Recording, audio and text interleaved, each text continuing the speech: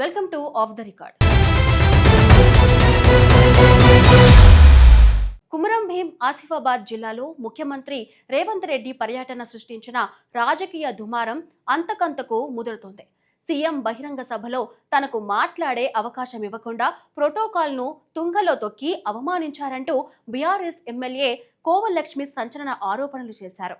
దీనిని ఆదివాసీ సమాజానికి జరిగిన అవమానంగా ఆమె అభివర్ణించారు. అయితే సమయభావం, భద్రత కారణాల వల్లే ప్రసంగాలను కుదించాల్సి వచ్చిందని, దీనిని రాజకీయం చేయడం తగదంటూ కాంగ్రెస్ శ్రేణులు అంతే ఘాటుగా కౌంటర్ ఇస్తున్నాయి. ఈ నేపథ్యంలో అసలు ఆసిఫాబాద్ వేదికగా ఏం జరిగిందే? ఇరు పార్టీల నేతల వాదనలు ఏంటి?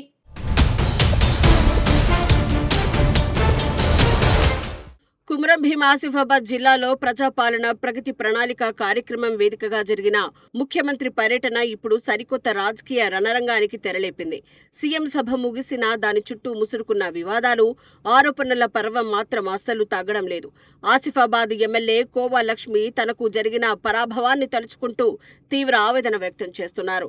కాగజ్ నగర్ క్రాస్ రోడ్ బహిరంగ సభలో కనీసం మాట్లాడే అవకాశం కూడా ఇవ్వకుండా ప్రోటోకాల్ను పూర్తిగా తుంగలో తొక్కేశారని ఆమె మండిపడుతున్నారు. నియోజకవర్గంలోని గుండి బ్రిడ్జ్, వట్టివాగు ప్రాజెక్టు, మెడికల్ కాలేజీలో స్టాఫ్ కొరత వంటి ప్రజా సమస్యలను లేవనెత్తితే ప్రభుత్వం ఎక్కడ సమాధానం చెప్పుకోలేదో అన్న భయంతోనే తనను అడ్డుకున్నారని ఆరోపిస్తున్నారు. ఇది కేవలం తన ఒకరికే జరిగిన వ్యక్తిగత అవమానం కాదని, మొత్తం ఆదివాసీ సమాజాన్ని అవమానించినట్టేనని ఆమె సెంటిమెంట్ అస్త్రాన్ని ప్రయోగించారు. తాగునీరు, రోడ్ల సమస్యలపై సీఎం రేవంత్ రెడ్డి దృష్టికి తీసుకెళ్లాలనుకుంటే కావాలని మాట్లాడనివ్వలేదని ఆమె వాపోయారు. అందుకే తీవ్ర మనస్తాపానికి గురై సభ మధ్యలోనే వెళ్లిపోయానని ఆమె చెబుతున్న మాటలు ఇప్పుడు జిల్లా వ్యాప్తంగా పెను సంచలనంగా మారాయి. స్థానిక శాసనసభ్యురాలికి మాట్లాడే ఛాన్స్ ఇవ్వకపోవడం వెనుక పెద్ద రాజకీయ వ్యూహమే ఉందనే చర్చ జోరుగా సాగుతోంది. ఈ పరిణామాలన్నీ ఆసిఫాబాద్ నియోజకవర్గంలో బీఆర్ఎస్, కాంగ్రెస్ శ్రేణుల మధ్య ఊహించని స్థాయిలో పొలిటికల్ హీట్ను పెంచేశాయి.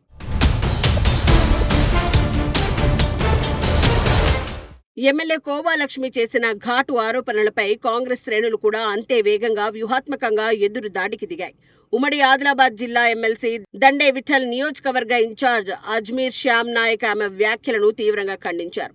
అసలు మొదటి ప్రోగ్రాం అయిన కొటారి కొత్తగూడ గృహ ప్రవేశాల సభకు కోవలక్ష్మినే అధ్యక్షత వహించారనే విషయాన్ని కాంగ్రెస్ గుర్తు చేస్తోంది.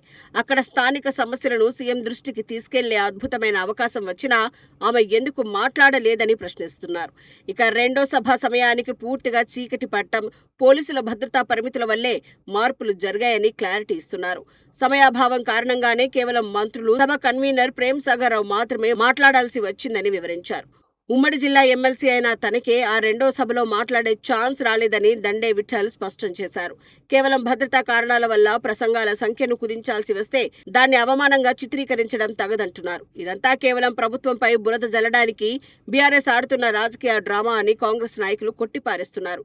కేవలం రాజకీయ ప్రయోజనాల కోసమే కోవలక్ష్మి ఈ వివాదాన్ని అనవసరంగా పెద్దది చేస్తున్నారని అధికార పక్షం ఆరోపిస్తోంది.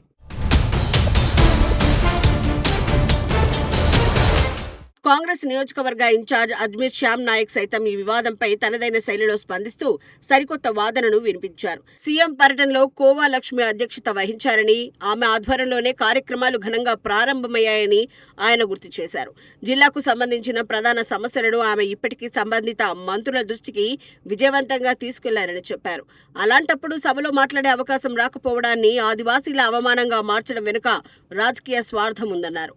కొమరం భీం ఆసిఫాబాద్ జిల్లా మెడికల్ కాలేజీలో పోస్టుల భర్తీపై ఎమ్మెల్యే చేసిన విమర్శలకు శ్యామ్ నాయక్ ఒక ఆసక్తికరమైన వివరణ ఇచ్చారు. రాష్ట్ర వ్యాప్తంగా రిక్రూట్మెంట్లు జరుగుతున్నా వెనుకబడిన ఆసిఫాబాద్ జిల్లాకు రావడానికి వైద్యులు ఆసక్తి చూపడం లేదన్నది ఒక చేదు నిజమన్నారు. ఇతర జిల్లాల కంటే ఏకంగా 50,000 రూపాయల అదనపు వేతనం ఇస్తామన్నా డాక్టర్లు ముందుకు రావడం లేదన్నారు. ఎమ్మెల్యేగా కోవలక్ష్మికి కూడా జిల్లాపై పూర్తి బాధ్యత ఉంది కాబట్టి ఎవరైనా వైద్యులు ఉంటే తీసుకురావాలని సవాల్ విసిరారు. శ్యామ్ నాయక్ విసిరిన ఓపెన్ ఛాలెంజ్ ఇప్పుడు స్థానిక రాజకీయ వర్గాల్లో హాట్ టాపిక్ గా మారింది. వైద్యుల కొరత అంశాన్ని రాజకీయంగా వాడుకోవడమే తప్ప పరిష్కారానికి బీఆర్ఎస్ చొరవ చూపడం లేదని కాంగ్రెస్ గట్టిగా వాదిస్తోంది.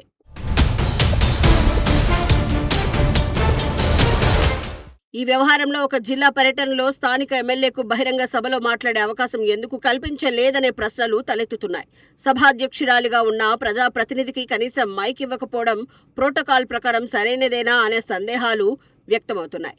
ప్రోటోకాల్ నిబంధనలను పక్కన పెట్టేసి ప్రతిపక్ష ఎమ్మెల్యేను కావాలనే పక్కన పెట్టారా అనే కోణంలో చర్చ జరుగుతోంది. అదే సమయంలో సభలో మాట్లాడే అవకాశం రాకపోవడాన్ని ఆదివాసీల అవమానంగా చూపించడం ఎంతవరకు సమంజసమనే వాదనలు ఉన్నాయి. కేవలం సమయాభావం వల్ల ప్రసంగాలు కుదించినప్పుడు దానికి కుల రాజకీయ రంగు పూయడం కరెక్ట్ కాదని విశ్లేషకులు భావిస్తున్నారు. ఇటు ప్రోటోకాల్ వివాదం, అటు ఆదివాసీ సెంటిమెంట్ రెండూ కలగలిసి ఆసిఫాబాద్ రాజకీయాలను ఒక్కసారిగా వేడెక్కించాయి. ఒకవైపు అవమానం జరిగిందని బీఆర్ఎస్ ఆరోపిస్తుండగా మరోవైపు ఎలాంటి వివక్ష లేదని కాంగ్రెస్ గట్టిగా సమర్థించుకుంటోంది. ఈ మాటల యుద్ధం, సెంటిమెంట్ పాలిటిక్స్ జిల్లాలో సరికొత్త సమీకరణాలకు దారితీసేలా కనిపిస్తున్నాయి. ప్రజా ప్రతినిధుల మధ్య జరుగుతున్న ఈ ఘర్షణ చివరకు ఏ తీరానికి చేరుతోందో అని ఆసక్తిగా గమనిస్తున్నారు. నాయకుల పంతాల వల్ల జిల్లాకు వచ్చే నిధులు మరియు అభివృద్ధి పనులపై దీని ప్రభావం పడుతుందేమోనన్న ఆందోళన వ్యక్తమవుతోంది.